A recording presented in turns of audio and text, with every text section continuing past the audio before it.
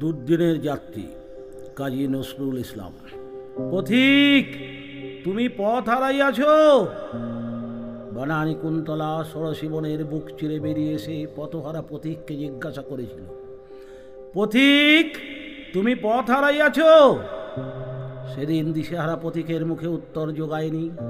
সুন্দরের আঘাতে পথিকের মুখে কথা ফোটেনি। পথিক সেদিন সত্যই পথ হারিয়েছিল। হে আমার গহন বনের তরুণ পথিক দল, আজ সেই বনানী কুন্তলা ভৈরবী সুতা আবার বনের বুক চিরে বেরিয়ে এসেছে। চোখে তার অসংকোচ দৃষ্টির খড়গধার, ভালে তার কাপালিকের আঁকা রক্ত তিলক, হাতে তার অভয় তরবারি। সে আবার জিজ্ঞাসা করছে, পথিক, তুমি পথ হারাইয়াছ? উত্তর দাও হে আমার তরুণ পথযাত্রী দল। ওরে আমার রক্তযজ্ঞের পূজারী ভাইয়েরা, বলো, তোরাও কি আজ সৌন্দর্যাহত রূপ বিমূঢ় পথহারা পথিকের মতো মৌন নির্বাক চোখে ওই ভৈরবীর উপসীর পানে চেয়ে থাকবি? উত্তর দে মায়ের পূজার বলির নির্ভীক শিশু। বলো, মা ভৈ, আমরা পথ হারাই না, আমাদের পথ কখনো হারায় না। বলো, আমাদের এ পথ চিরচেনা পথ, এই বনের বুকে রক্ত আঁকা পথ। বলো, ওরে রক্তপথের পথিক, এই বনের পথে আমাদের চিরচেনা পথ। হাটের পথিকের পায়ে চলার পথ আমাদের জন্য নয়। সিংহ শার্দুল শঙ্কিত কণ্টক কুণ্ঠিত বিপথে আমাদের চলা। ওগো ভৈরবী মেয়ে, এ রক্তপথিকের দল নবকুমারের দল নয়। ভৈরবীর উপসী আবার জিজ্ঞাসা করে, পথিক, তুমি পথ হারাইয়াছ? এবার বলো, আমার বন্য তরুণ দল, ওগো, আমরা পথ হারাইয়াছি। ঘরের পথ হারাইয়াছি, বনের পথ হারাই নাই।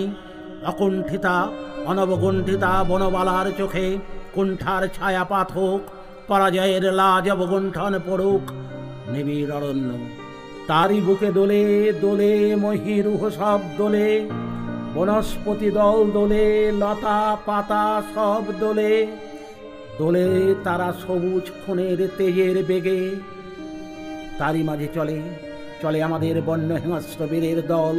তাদের পথ দেখায় কাপালিকের রক্ত তিলক পরা ভৈরবী মেয়ে। অদূরে কাপালিকের রক্ত পূজার মন্দির, মন্দির রক্ত ভুকারিনীর তৃষ্ণ বিওয়াল জিহ্বা দিয়ে টপ টপ করে পড়ছে কাঁচা খুনের ধারা। দূরে হাজার কণ্ঠের ভৈরব গান শোনা গেল। তিমির হৃদয় বিদারণ, জলদগ্নি নিদারুণ।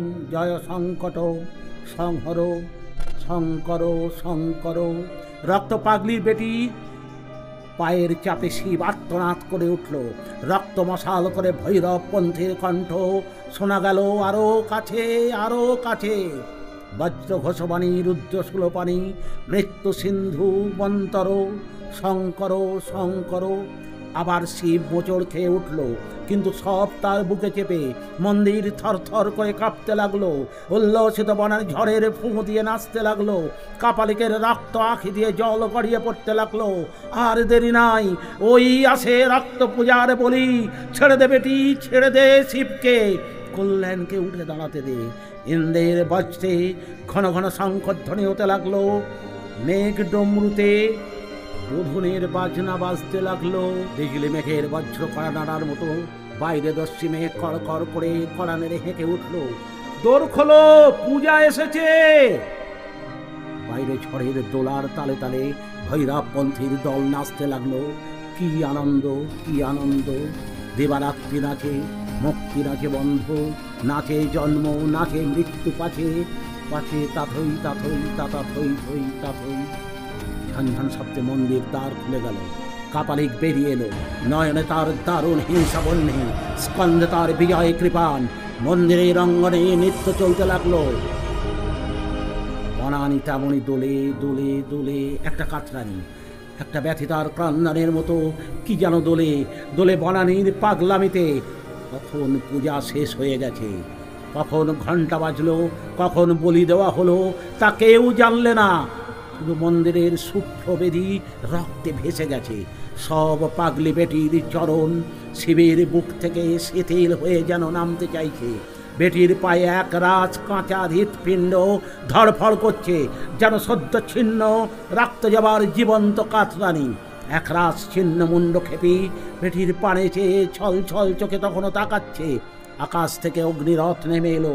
বলিদানের তরুণরা তাতে চড়ে যখন ঊর্ধ্বে ঊর্ধ্বে আরো ঊর্ধ্বে উঠে যেতে লাগলো, তখন বন্য মেয়ে কাপালিকের কন্যারও দুই গণ্ড বেয়ে টস টস করে অশ্রু গড়িয়ে পড়ছে।